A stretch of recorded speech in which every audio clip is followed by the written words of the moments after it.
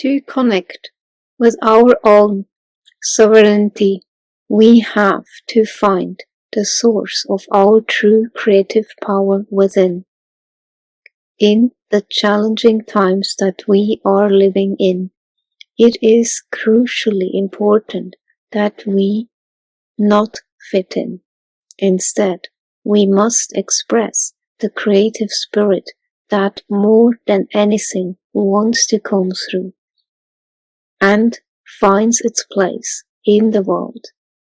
Instead of passively subscribing to the new normal, let's create the new abnormal, in which we engage in the radical act of being our naturally creative shamanic selves.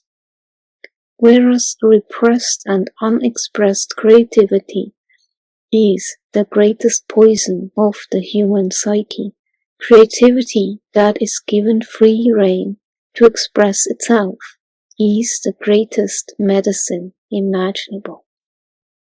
Who do we think we are? This is a real question, one that implies that our sense of identity is related to our thinking, to the mind itself.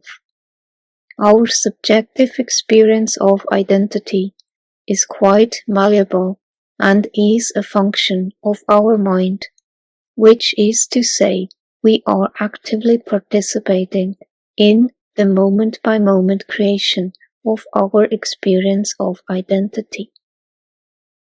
Not only is our sense of identity a function of our mind, but our mind is a function of our identity. In other words, who we think we are has a radical effect on our mind. Our sense of identity molds us, while we are at the same time continuously crafting our identity. What we don't want is to let Wetiko forge our identity for us. Because Wetiko disease basically means to have fallen into a state of mistaken identity. The best medicine for Wetiko is to know who we are. When we connect with our authentic self, with our true nature, we discover that our nature is naturally creative.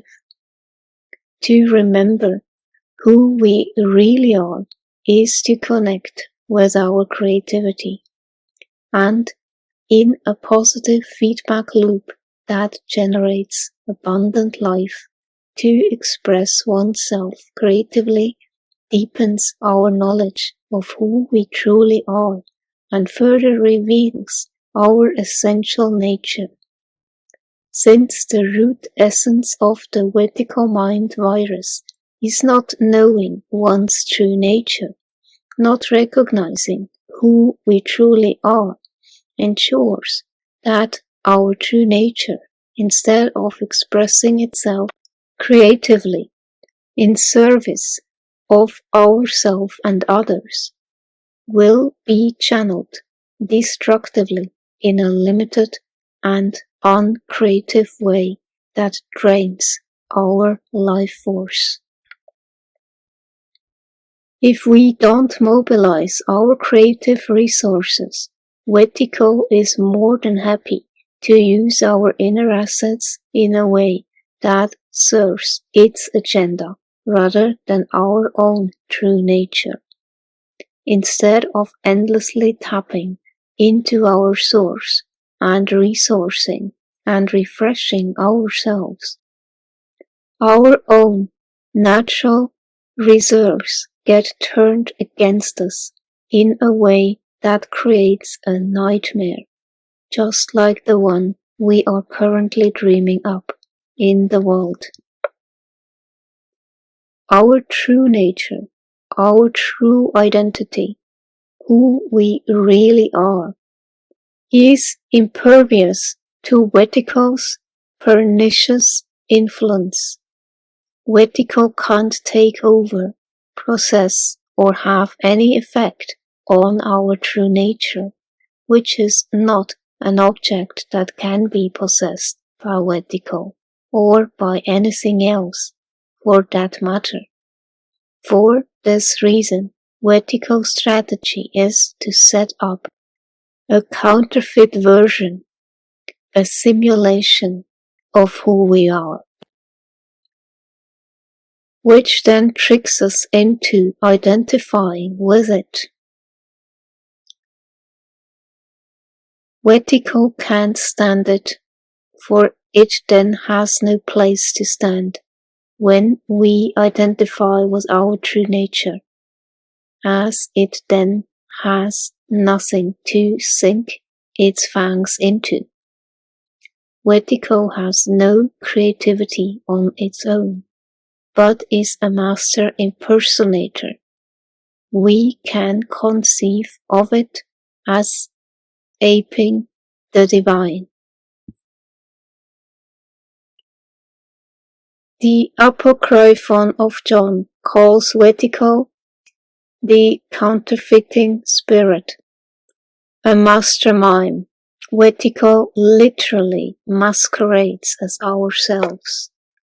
This counterfeiter plugs into our own innate creativity in order to conjure up a stunted image of oneself as limited, wounded, and beset with all kinds of problems, or the opposite, as inflated and grandiose. This psychic snake oil salesman then compellingly tells us that this fraudulent representation is who we actually are. If we are not awake in the moment to this fraud, we will be sold a bogus bill of goods, like putting on a garment. We will unknowingly buy into Wetico's fabricated and impoverished version of who we are. The unconscious is also a repository of inexhaustible riches and practically infinite creativity, and this is the ultimate source of healing. And so, the unconscious can either feed the sickness or heal it, depending on one's relationship to it. The strong connection to the all-pervasive, spacious, ever-present wholeness of the self, a wholeness that is both transcendent to and untouched by the illness. In other words, the shaman brings the radiant, healing light of the true nature to bear on and reassert its solitary presence on the illness in such a way that heals the disease. The shaman's ability to heal and facilitate healing in the field depends on their ability to access the omnipresent underlying field of abundant potential and open-ended creativity, the plenum, linking to the intrinsic luminosity of the plenum is therapeutic down to its core, what Jung calls the real therapy, as it releases us from what he calls the curse of pathology.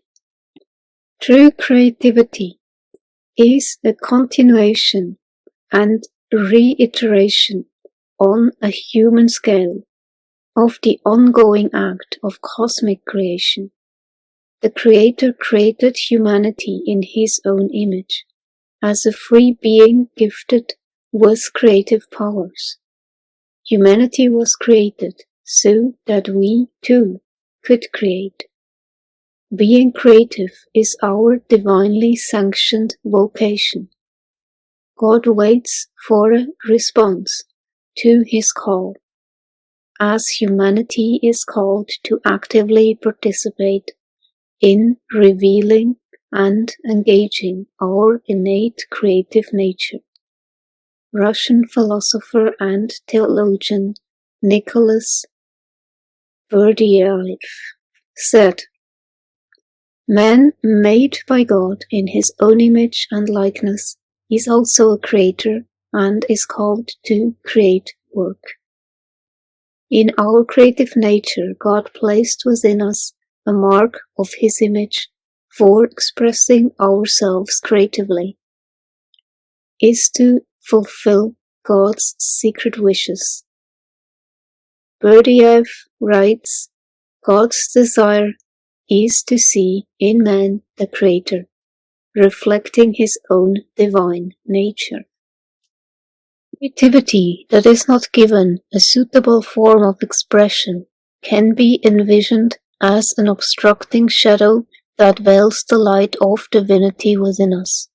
Unexpressed or repressed creativity feeds the evil aspect of Wetigo, which transforms the potentially helpful voice of the daemon, our inner guide, into a destructive demon. If we don't honor the creative light within us, instead of the daemon being our trustworthy guide, its demonic counterpart will deceive us and mislead us into all sorts of trouble. When we are deprived of the power of creative expression, we will express ourselves in the drive for power. Creatively expressing what moves us, as well as what stops us from moving, is the very act that liberates us from the unconscious compulsion of having to self-destructively recreate our unhealed wounds, trauma, and abuse.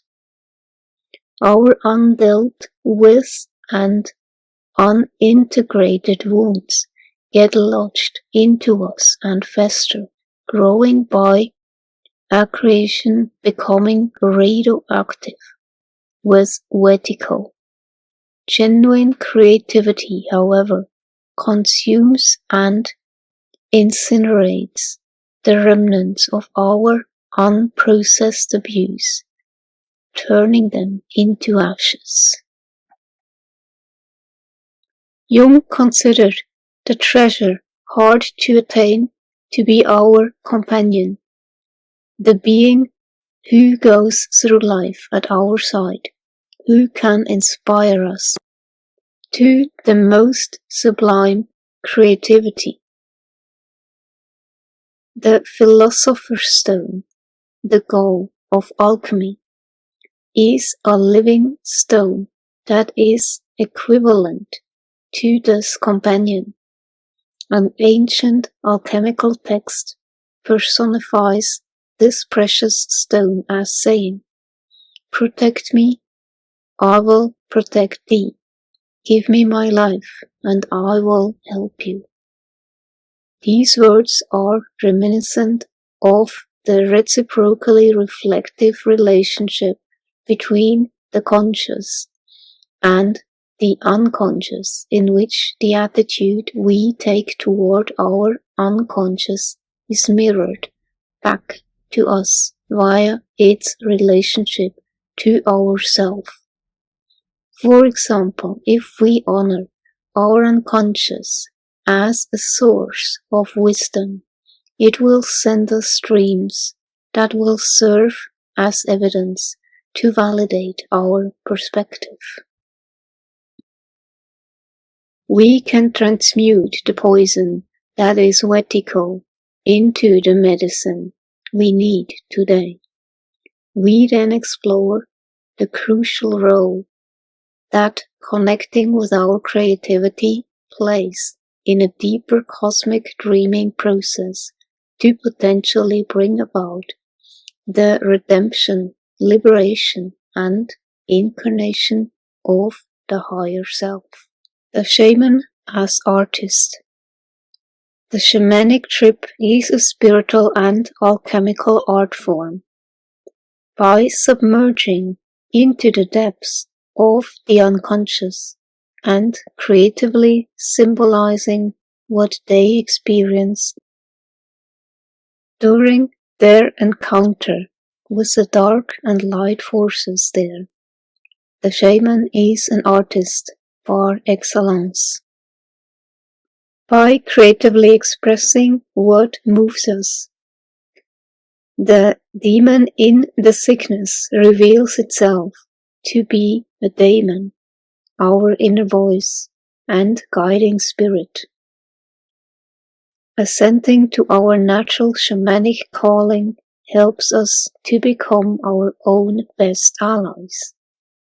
Our daemon, the source of our genius, is the inspiration for the most sublime creativity imaginable. A shaman, after all is said and done, is none other than a creative artist of the spirit. The healing, radiant light of the true nature that the shaman brings to bear on the illness is likewise not theirs, in the sense that they don't own, possess, or control it. It is a power that is beyond them. It is the spontaneous expression of the creativity of their and our nature, like an app that's been installed in the operating system of our very being. This is a latent superhero power that we all unknowingly possess. It's an innate part of our nature. The healing that is available to us via our ability to respond to the call of the shamanic archetype is built into the design of being human.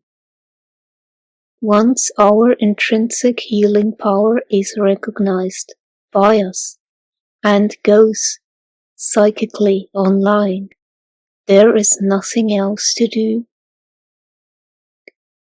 but to creatively share it with others, as this healing power belongs to all of us and only increases in power the more it is shared with others.